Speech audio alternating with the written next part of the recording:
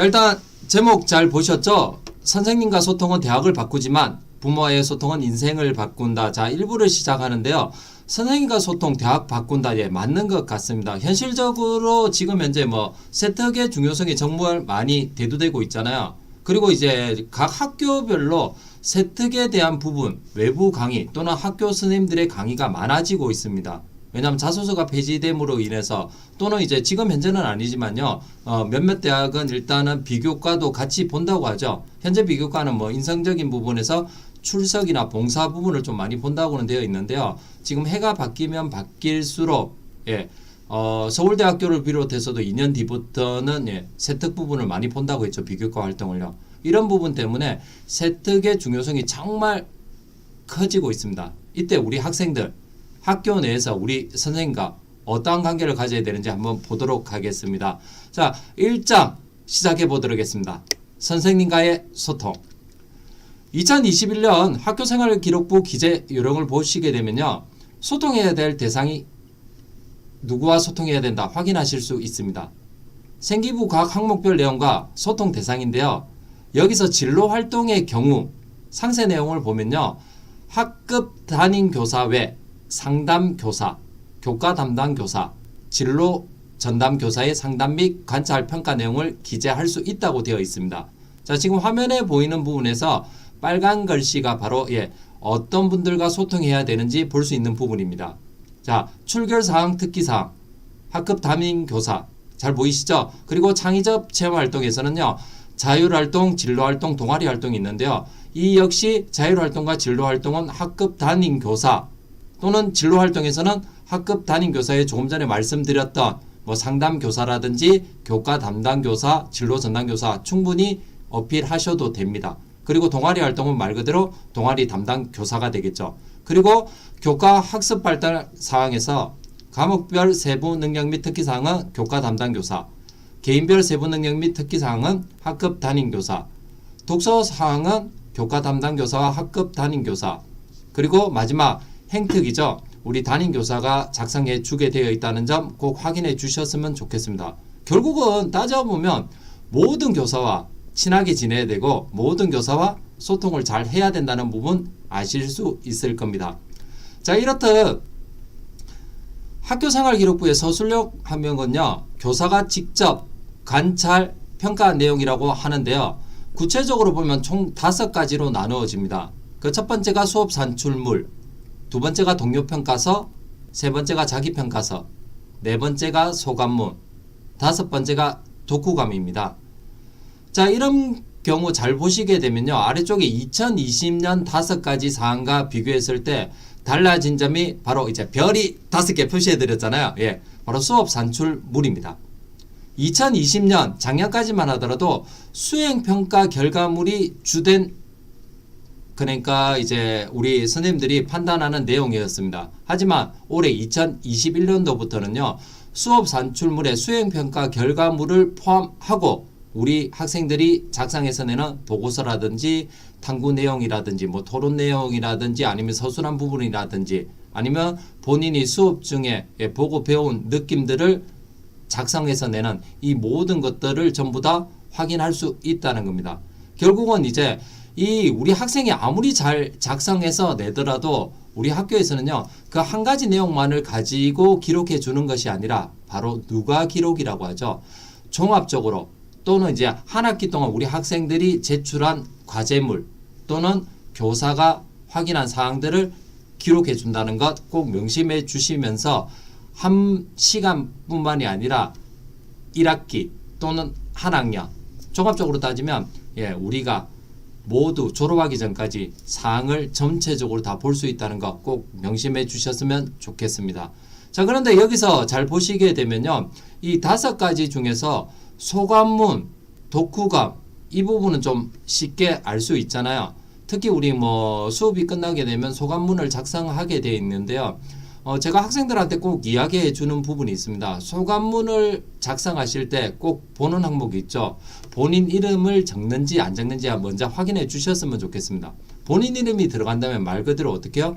그 소감문을 가지고 본인을 평가하겠다는 거죠. 이런 사례가 있는데 정말 수업 시간에 정말 이제 조금 다른 행동을 하는 친구들 있죠. 그런데 그 친구의 소감문을 보게 되면요. 정말 누구보다도 진짜 더 열정적으로, 심지어는요 정말 가장 잘하는 친구의 10배 이상의 소감 내용을 적어내는 친구들이 있어요. 근데 이걸 교사가 평가할 때 실질적으로 같이 수업을 했다면 모르겠는데요. 같이 수업에 참여하지 않았을 경우에는요. 그 소감문을 가지고 판단할 경우도 있다는 거죠. 그렇기 때문에 어떤 소감문을 적어내실 때 본인 이름이 들어간다라고 할 때 정말 적극적으로 잘 적어주시면 좋을 것 같습니다. 바로 구체성이죠. 제가 오늘 수업을 듣고 나서 아니면 오늘 동영상을 시청하고 나서 이런 부분에 대해서 내가 배우고 느꼈다.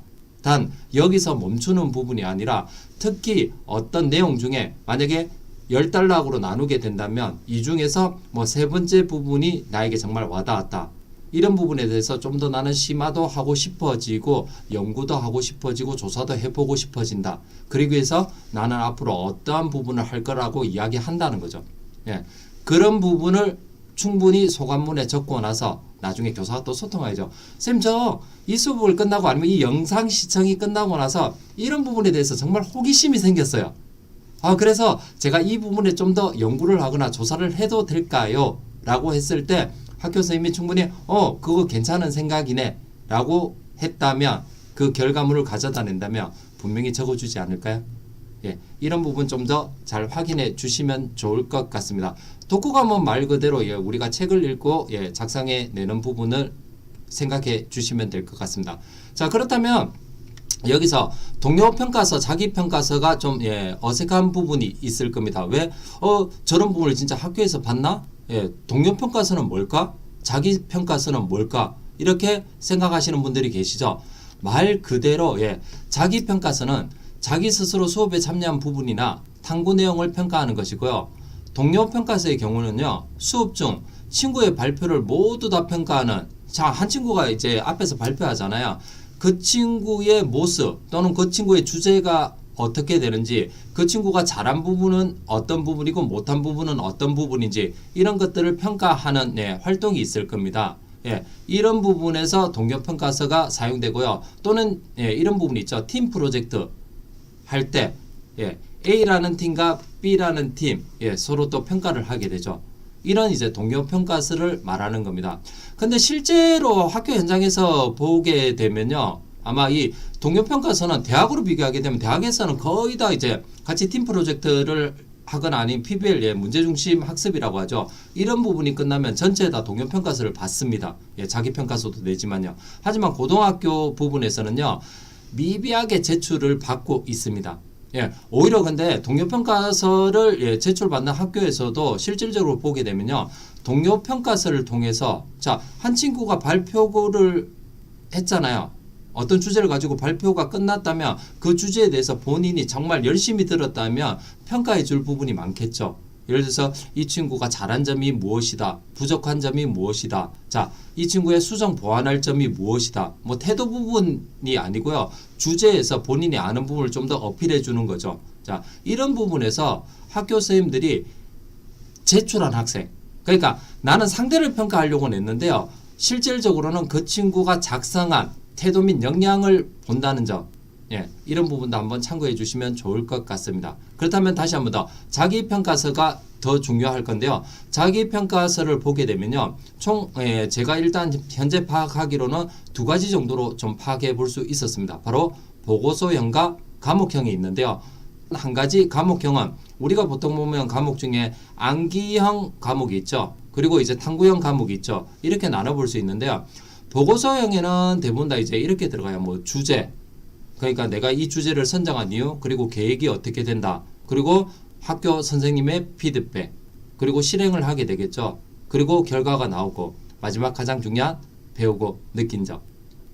여기서 이제 뒷부분에서도 다시 한 번 더 말씀드리겠지만 보고서형이나 일단 과목형 어떤 부분이든지 상관없이 자기평가서에서는요. 중간에 학교 선생님의 피드백이 꼭 필요하다. 그러니까 내가 쌤 처음에 이걸 해도 될까요? 해도 돼. 그러고 나서 무작정 결과만을 가지고 가기보다는 중간에 선생님 제가 이런 부분까지 진행이 되었습니다. 좀 더 부족하거나 제가 보완해야 될 거나 아니면 제가 봐야 될 부분이 있을까요? 라는 부분을 꼭 피드백을 받으셔야 됩니다. 그리고 이제 과목형 부분 보시면요. 암기형 과목, 탐구형 과목 있잖아요.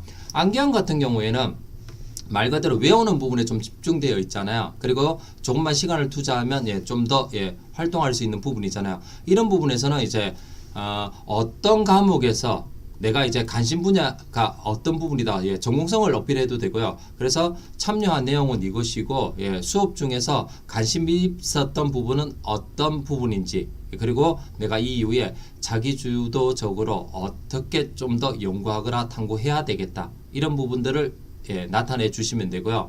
단 탐구형 과목에서는 좀 다르겠죠. 암기형과 다르게요. 뭐가 있어야 될까요? 자, 탐구하다 보면요. 자, 혼자 해도 되지만요. 저 같으면 좀 같이 하라고 이야기를 좀 해주고 싶습니다. 그러다 보면 같이 하다 보면 역할을 나눠야 되잖아요. 그래서 역할에 대한 분배 부분이라든지 또는 자료 수집을 서로 어떻게 나누어서 해야 될 건지 그리고 이제 하다 보면 서로 부족한 부분이 나오잖아요. 이런 부족한 부분을 좀 더 보완해서 다시 재실험을 한다든지 연구나 조사를 한다든지 이런 부분들을 좀 통해서 잘 작성해서 내면 되겠죠.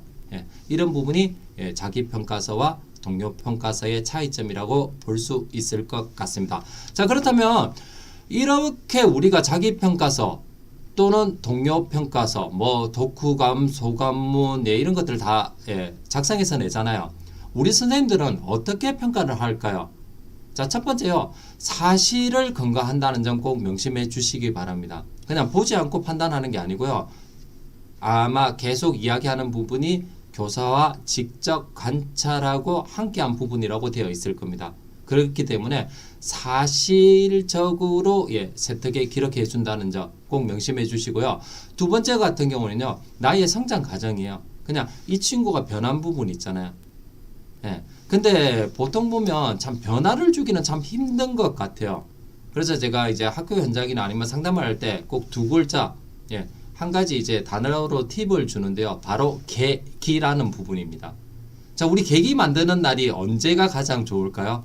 가만히 생각해 보시면요. 바로 아마 12월 31일이 될 겁니다. 이런 계기를 통해서 어떻게 해요? 자, 일단요. 올해도 마찬가지일 거예요. 12월 31일 되면 수많은 계획이나 약속들이 나올 거예요. 불과 이제 매일 들었던 사람으로서는 또 어차피 못 지킬 거 아니야. 그래도 어떻게? 해가 바뀐다니까 한 믿어줄게라고 이야기하잖아요. 이 계기가 필요한데요. 자, 우리가 수업에서요. 계기를 만들 수 있는 방법이 정말 많습니다. 특히 이제 같은 교사 수업에서 계기를 바꾸기란 좀 힘들겠죠. 그렇다면 우리가 뭐 학교 내에서 다양한 외부 활동도 하잖아요. 학교 내에서 만약에 뭐 직업인 체험도 할 거고요. 아니면 방과 후 수업 때 외부 강사님이 들어오시거나 아니면 지금 현재처럼 이제 뭐 자기접 체험 활동 때문에 외부에서 많은 분들이 들어오는데요. 그 수업 이후에 일부러 본인이 태도를 좀 바꿔보는 겁니다. 그러면서 선생님들이 물어보면 그러죠. 제가 지금까지 이렇게 행동했는데 이번 수업을 통해서 변해야 된다는 걸 좀 배우게 되었습니다. 그래서 제가 지금부터 좀 더 잘해 보겠습니다. 라고 이야기한다면 믿어주지 않을까요? 아마 100% 믿어주실 겁니다. 그리고 나서 본인이 정말 변화된 모습을 보여준다면 좋겠죠. 이런 변화된 과정들을 교사들은 함께 보고 있다는 거죠. 그리고 세 번째 보시면요. 그냥 제가 예제로 그냥 5가지 참고 자료를 인용한다고 되어 있잖아요. 이 부분은 뭐냐면 중간에 제가 필요한 게 학교 선생님과의 피드백이라고 했잖아요. 이 소통 과정에서 선생님들이 아마 보고서나 아니면 실험이나 연구 과정에서요. 보고 나서 필요한 부분을 그냥 이 부분에 대해서 한번 알아봐. 아니면 이 부분 좀 더 보충해야 되지 않겠니? 라고 얘기하는 분이 계실 거고요. 아니면 이런 부분이 계실 거예요. 자, A라는 주제에서 B라는 책을 읽고 나서 거기에 대한 내용을 좀 넣어봐. 이렇게 구체적으로 얘기해 주는 부분이 있을 거예요. 아니면 자, 지금 우리가 3단원 배우고 있는데 너가 빠지고 있는 부분이 1단원에서 선생님이 수업할 때 B-라는 부분을 이야기해 줬단 말이야. 그러니까 그 부분에 대해서 다시 한 번 더 연구해서 이 요약본에 넣어봐. 라고 이야기를 해 주십니다. 그렇다면 이건 학교 선생님들이 확실하게 피드백을 해주신 거잖아요. 이 내용은 들어가 있어야 된다는 겁니다. 그래야지 그걸 정확하게 평가 내려줄 수 있겠죠. 그리고 확실한 보고서나 일단은 이제 조사 자료를 만들어낼 수 있을 거고요. 그리고 네 번째, 이 학생의 잠재력과 역량. 뭐 우리가 역량이라는 부분 많이 이야기하잖아요. 만약에 이제 업무 쪽으로 가려면 이제 영어 능력이 좀 있어야 된다. 일단 뭐 우리가 뭐 보통 되면 기공이나 뭐 이런 전자공으로 갈 때는 예, 저 심화 학습 부분에서 우리가 나타내야 되는 뭐 수리 능력이라든지 예, 아니면 우리가 토론 능력이 중요하다든지 아니면 발표 능력이 중요하다든지 이런 역량들을 이제 본인들이 좀 나타내주면 교사들이 평가한다는 거죠. 그리고 다섯 번째, 꼭 관심 분야를 계속 이야기해 주셔야 됩니다. 예, 직업 분야가 아니라면요, 정 안 되면 계열 분야라도 이야기해 주셔야지 학교 선생님들이 그걸 참고해서 조금 더 피드백을 해주고 생활기록부에 잘 기록해 주지 않을까요? 예, 이런 부분 좀 참고해 주시고요. 마지막으로 예, 정말 수업 중에 노력해야 되겠죠. 예, 그 노력하는 과정은 잠시 후에 다시 한번 더 말씀드려 보도록 하겠습니다. 예, 자, 이렇게 보시면요, 나의 생기부는요, 대학에서 어떻게 평가를 받을 수 있을까요? 자, 이 부분을 한번 말씀을 드리겠는데요. 자, 화면 좌측에 보시면요, 실제로 기록되어진 생활기록부의 모습입니다. 총 6가지 예제를 제가 가지고 왔습니다. 자, 첫 번째 예제를 보겠습니다. 여러 활동에 적극적으로 참여하는 학생임, 이렇게 적혀 있단 말이에요. 학교 선생님의 평가는요, 정말 수업 시간에 여러 다양한 활동에 적극적으로 참여하는 태도를 보여준 거죠. 그래서 선생님들은 태도적에서 저런 모습들을 보고 나서 기록해 준 거죠. 하지만 대학에서는 저 글을 보고, 세특에 적힌 저 내용을 보고, 아, 이 친구는 융합적 능력이 있구나, 자기주도성이 있구나, 발전 가능성이 있구나, 이렇게 판단을 한다는 거죠. 자, 두 번째 한번 볼까요? 팀원과 함께 의견을 조율하는 모습. 살라 이렇게 되겠죠. 그러면 이제 선생님도 마찬가지로 이제 팀 학습할 때 여러 팀원들과 의견 조율하는 모습을 자주 보여줬단 말이에요. 이런 부분도 태도적인 부분이잖아요. 그래서 이걸 세특 또는 생활기록부에 기록해 줬어요. 대학에서는 아, 공동체 인성이랑 이 친구가 여러 의견을 함께 조율하는 거잖아요. 팀원들 문제 해결력이 뛰어나구나, 이렇게 평가를 할 수 있다는 거죠. 자, 세 번째 한번 볼게요. 역할을 구분하여 본인이 잘하는 통계를 통해 문제를 재확인했대요. 자, 여기서 태도적인 부분도 들어가지만요, 중간에 어떤 부분이죠? 문제를 재확인한다. 문제를 재확인하려면 쌤, 저 궁금한 게 있습니다, 또는 수업이 끝나고 나서 학교 선생님께 찾아가서 예, 문제에 대한 부분을 재확인해야 되겠죠. 결국은 소통 관계까지 들어가 있는 거죠. 그러니까 학교 선생님은 태도와 이 친구의 소통 능력을 가지고 저렇게 기록을 해줬습니다. 그렇다면 대학에서는 자, 전공적 합성에서 수리 능력이라든지 왜 문제를 재확인한 거잖아요. 예, 그리고 통계 능력이라든지 조사 능력을 가지고 있구나 라는 것들을 봐줄 수 있다는 거죠. 자, 네 번째, 다섯 번째, 여섯 번째도 예, 지금과 같이 생활기록부에 기록된 걸 학교 선생님은 예, 저렇게 평가를 하고 대학에서는 이렇게 평가한다 라는 부분으로 좀 이해해 주시면 좋을 것 같습니다. 자, 그러면 우리 학생들, 일단 학교 선생님들이 어떻게 평가하는지는 다 나왔잖아요. 우리 학생들이 어떻게 행동하면 될까요? 자, 첫 번째, 수업 자세와 미소죠. 특히 미소 부분은요, 지금 현재 마스크를 쓰고 수업을 하고 있잖아요. 자, 제가 마스크를 쓰고 있다고 할게요. 자, 제가 지금 웃고 있는 걸까요? 예, 인상을 쓰고 있는 걸까요? 무표정일까요? 무표정이에요. 네, 네, 감사합니다. 옆에서 갑자기 말씀해 주시네요. 자, 다시 마스크. 자, 지금 표정을 보시면요, 웃고 있는 걸까요? 아니면 제가 무표정일까요? 예, 웃고 있는 표정으로 보이시죠? 예, 입꼬리가 이렇게 올라가 있거든요. 마스크를 쓰고도 예, 수업 시간에 예, 이렇게 보여줄 수 있다는 겁니다. 물론 마스크 때문에 불편하지만요, 오히려 마스크를 쓰고 수업하시는 선생님들은 더 힘들다는 생각 좀 해주시면 안 될까요?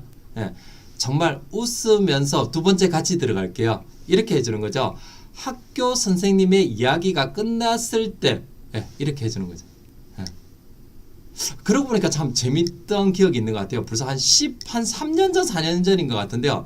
나중에 알게 된 이야기인데요. 이 친구가 수업 시간에요, 정말 눈을 잘 뜨고요. 그러니까 어찌 생각하면 예, 나중에 시간 지나서 생각해 봤을 때 그 친구 상황을 알았을 때 예, 그래서 그랬구나라는 예, 판단을 내렸지만 정말 예, 고개를 정말 잘 끄덕여 주더라고요. 정말 내 수업을 잘 듣고 있구나. 나중에 한 사실, 예, 정말 재밌는 사실입니다. 이 친구는요, 알고 보니까 특이하게요, 눈을 뜨고 자는 친구였어요. 예, 이런 경우도 있어요. 근데 저는 수업 때 돼서 정말 좋았거든요. 예. 근데 이 이야기를 왜 주냐면 그 친구의 하나의 또 그 능력일 수도 있는데요. 그 친구는 이제 일단은 자는 시간 외에도요, 습관적으로, 예, 어떤 선생님과 소통을 할 때도 또는 수업 중간에 계속 고개를, 예, 끄덕여 주더라고요. 정말 좋은 모습이죠. 그게, 예, 가리키는 입장에서, 교사의 입장에서는 너무나 좋아 보인다는 거죠. 자, 이런 태도를 학생들은 꼭 키워야 된다라는 부분 기억해 주시고요. 그리고 이제 적극적으로 토론을 하셔야 된대요. 팀 활동할 때가 많아요. 최근에는 이제 어떻게 학교마다 좀 다른데요. 그래도 부분적으로 팀 활동을 허락하는 학교가 있고요. 아니면 거리를 좀 띄워서 책상을 붙이지는 않고, 예, 원형으로 만들어서 수업을 하게 하는 학교들이 많습니다. 그럴 때 어떻게 마스크는 항상 잘 착용하라고 이야기하거든요. 그리고 중간에 이제 우리 소독제도 잘 활용해서 친구한테 다가가는데요. 일부러 일단은 자, 선생님들이 의견 나눠봐라고 했을 때요, 그냥 가만히 앉아 있는 모습보다는요, 오히려 일어나 가지고요, 옆 친구 오른쪽 왼쪽 앞뒤 좌우 친구와, 예, 의도적으로 그냥, 예, 좀 접촉하는 모습을 보여주면 안 될까요? 예, 일부러 이렇게 만지라는 게 아니고 내가 먼저 좀 다가간다든지 이런 모습을 보게 되면요, 일단은 전체적인 상황에서는요, 그 친구가 정말 활동적으로 보이고 소통을 잘하는 친구로 보이거든요. 이것도 태도면에서 정말 중요하다는 거죠. 그리고 이런 부분이 있습니다. 근거를 통한 소통 또는 빈도수잖아요. 그냥 내가 궁금했던 내용을 말로서 충분히 물어볼 수 있는 상황임에도 불구하고요, 예, 괜찮습니다. 간단하게, 예, 포스트잇을 활용해서 적어서 일부러 소통을 하세요.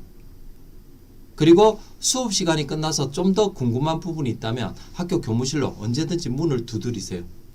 그러면 이제 거기서 학생들은 어떤 모습을 볼까요? 본인은 정말 궁금해서 그 교사를 찾아갔을 수도 있습니다. 하지만요, 교무실에는 여러 과목의 선생님들이 다 함께 있잖아요. 그런 적극적인 모습이 다른 교사들한테도 충분히 보인다는 거죠. 예, 그런 부분도 활용하시면서 빈도수는 자주 찾아가라는 겁니다. 그냥 무작정 찾아가는 게 아니고, 예, 자료들을 가지고요. 그리고 정말 중요한, 함께 가셔야 됩니다. 예, 팀이나 동아리 활동이나 아니면 공동과제나 공동탐구할 때 여러 명이 같이 하잖아요. 근데 꼭 보면요, 리더인 친구가 혼자 궁금한 부분이나 중간 사항을 점검받으러 오는 경우가 있거든요. 그렇게 하지 마시고요. 3명이 한다면 3명이 함께 가고요. 5명이 한다면 5명이 함께 가시기 바랍니다. 이런 경우가 있더라고요. 가끔씩 정말 이 친구들은 진짜, 예, 정말 활동을 안 하는데 꼭, 예, 수업 시간에는, 예, 딴짓 하다가 끝나고 나서, 예, 물어러 오는 질문 내용이 수업 시간에 몇 번이고 강조하네요. 정말 이거는 잊어버리면 안 돼. 이거는 까먹으면 안 돼. 이것 가지고 나한테 찾아오면 안 돼. 근데 그런 내용 가지고 또 찾아온대요. 예, 그렇게 하지 말고요. 정말 필요한 부분을 잘 기록해서 가는데 왜 함께 가면 좋으냐. 예, 정말 그 중에서 정말 열정적으로 교사와 소통이 잘 되고 잘 보인 학생이 있을 거거든요. 그 친구와 팀 과제를 하고 있다고 하면요, 교사가 또 새로운 시선으로 다시 보게 될 겁니다. 그렇다면 질문하러 왔을 때 정말 이렇게 수업을 잘 듣고 평소에 열정적인 친구가 함께 내용을 이해 못한 부분이 있구나. 그러면 좀 더 설명을 자세하게 해준다거나 좀 더, 예, 피드백을 잘 해준다고 합니다. 이런 부분은 우리 학생들이 좀 잘 더 키워야 되겠죠. 하지만 또 마지막 정말 중요한 부분이 있죠. 교사의 특성에 맞는 태도라고 했잖아요. 자, 학생 여러분들도 전부 성격이 개인마다 다 다르잖아요. 예, 교사분들도 다 다릅니다. 우리 학교 선생님 특성들을 좀 잘 알아야 되겠죠. A라는 선생님께 다가가는 방법, B라는 선생님께 다가가는 방법 달라야 될 겁니다. 왜? 어떤 선생님은 자주 와서 물어보는 것들을 좋아하는 반면에 어떤 선생님들은 정말 요약해서 한 번에 딱 가지고 오는 것들 되게 좋아하잖아요. 그런 특징들을 잘 이해해서 접근하시라는 겁니다. 학교 교사들이 내한테 접근하는 것도 마찬가지로 나는 계속 나한테 질문하는 걸 싫어하는데 어떤 교사는 계속 나한테만 질문하잖아요. 네. 본인도 싫은 부분이 있듯이 교사도 마찬가지로, 예, 좋고 나쁨이 있을 수도 있기 때문에 그런 특징들을 좀 더 잘 파악해서, 예, 접근하시면 좋을 것 같습니다. 이제 슬슬 마지막으로 이제 가고 있는데요. 자, 우리 학생들 중요한 5가지를 한번 말씀드릴게요. 자, 첫 번째는요. 우리 학교에서 포트폴리오 정말 관리 잘하라고 얘기하고요. 본인 이제 사물함에 많이 가지고 있는 친구들이 있는데요. 가끔씩 저도 학교 현장에 가서 비교를 해보면요. 정말 허술해요. 한 내용은 정말 많을 건데요. 예. 혹시 이런 경우도 있어요. 내가 낙서를 했다고 할게요. 그 부분도 좀 넣어주시면 정말 좋을 것 같아요. 예. 전체적으로 예. 상담받을 때 정말 좋은 내용들이 오히려 어떻게 내가 버리려고 했던 그 부분에서 찾을 수도 있으니까요. 그거 좀 예, 포트폴리오 관리 잘 해주시고요. 두 번째 포스트잇은 아까 그런 부분입니다. 메모하시고 가볍게 소통하시라는 겁니다. 예, 그리고 세 번째는 수업 노트 정말 필요한 부분들은 잘 정리하게 되잖아요. 이런 노트들을 잘 활용하시기 바라고요. 네 번째는요. 계획서입니다. 자, 이런 계획서는 어떻게 적어야 되는지 바로 마지막 다음 장에서 말씀드릴 거고요. 마지막 마음가짐이 정말 중요하겠죠. 계기도 말씀드렸잖아요. 지금부터 달라지셔도 됩니다. 자, 심지어 학교가 아니잖아요. 지금 이 방송을 보고 계신 학생분들이 계시다면요. 지금 이후에 바로 변화하셔도 됩니다. 아마 집에서도 변화하게 되면 부모와의 관계도 더 좋아지겠죠. 예, 이런 부분 꼭 명심해 주시면서 마지막. 자, 우리가 이런 학교에서 교사와의 소통도 중요하지만 우리 학생들이 연구하고 조사하고 탐구해야 되는 부분들이 있잖아요. 이런 것들을 처음에 나는 계획서를 교사한테 적어내야 되겠죠. 그리고 결과문도 적어내야 되겠죠. 아니면 그 결과물이 3장, 4장이 나온다면 우리 이제 빅토리에서 계속 이야기하는 이 요약본을 제일 앞에 첨부해서 내는 방법도 있는데요. 일단 자 위쪽에 보시면 계획서 부분입니다. 총 제가 12개로 만들어 드렸습니다. 과목, 단원, 동기, 주제부터 마지막에 있는 예상 결과물까지요. 자, 계획서를 내실 때 이 12개 중에서 필요한 부분을 정확하게 기록해서 내시라는 겁니다. 하지만 제 개인적인 입장에서 동기, 주제, 역할, 활동 내용, 그리고 교사 피드백은 무엇일까요? 중간에 이 계획서를 내게 되잖아요. 그때 선생님 의견이라는 부분을 좀 더 빈 공간으로 만들어서 간다면 어필해 주지 않을까요? 예, 이 빨간색 5가지는 꼭 계획서에 들어갔으면 좋겠다라는 부분이고요. 나머지 부분은 필요한 요소에 넣으시면 된다는 겁니다. 그러면 이런 계획서를 가지고 충분히 허락을 맡았잖아요. 그럼 실험이나 연구나 탐구나 조사하고 나서 결과물을 내게 되잖아요. 여기서 결과물은 제가 10개로 한번 만들어 봤습니다. 자, 첫 번째 자료 수집 방법, 모든 결과, 토론 보고서, 실험 보고서, 맨 마지막에 배우고 느낀 점 이렇게 나와 있는데요. 여기서는 일단 결과물에서는 제가 좀 중요하게 4가지를 좀 더 표시해 드렸습니다. 바로 참고 자료죠. 책을 읽었으면 어떤 책을 읽었다. 독서란에도 들어가겠지만요. 세특 부분에 이 친구가 탐구나 조사나 연구하다가 A라는 책을 읽고 나서 그 속에서 확장시킨 지식이라든지 그 속에서 배운 내용들을 어필해 주시게 되겠죠. 그리고 두 번째, 이 수업을 하다가 이 보고서를 하다가 이 연구를 하다가 부족한 점이 이렇게 나왔어요. 부족한 점을 왜 결과물에 적어야 되냐? 당연하죠. 부족했기 때문에 탐구하다가 만약에 시간이 부족했다. 그래서 탐구 결과가 지금 원래 100% 나와야 되는데 70%까지 밖에 나오지 못했다. 그럼 나머지 30%를 어떻게 보이시죠? 심화 내용으로 가지고 가시라는 겁니다. 이 심화 내용이 전공 적합성과 연계된다면 정말 좋은 탐구 자료가 되겠죠. 결과물이 되겠죠. 이렇게 한번 생각해 보시라는 겁니다. 그리고 배우고 느낀 점은요. 내가 활동하면서 정말 배우고 느낀 점 구체적으로 작성해 주시면 좋습니다.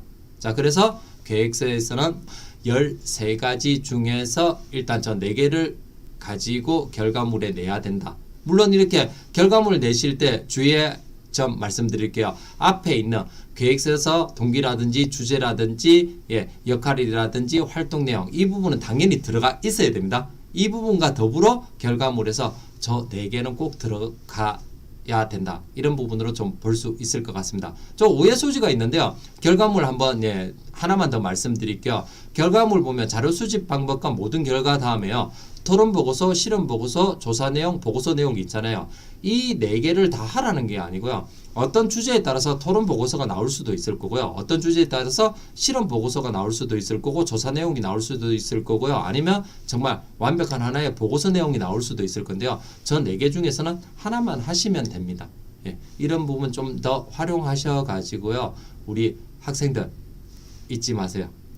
학교에서 정말 태도적인 부분, 마음가짐 지금부터 잘 가지셔가지고 교사와 소통을 잘 하시면서 내가 정말 세특에 잘 기록될 수 있는 그런 모습 보여주시면 좋을 것 같습니다. 이로써 이제 가볍게 1부 마치고요. 그 다음 시간 우리 이우승 대표님과 함께 빅토리 쌤이죠. 자, 2부에서는 우리 빅토리 쌤과 함께 부모님과의 소통 부분 한번 연결시켜 보도록 하겠습니다. 잠시 후에 뵙겠습니다. 1분만 기다려 주시기 바랍니다.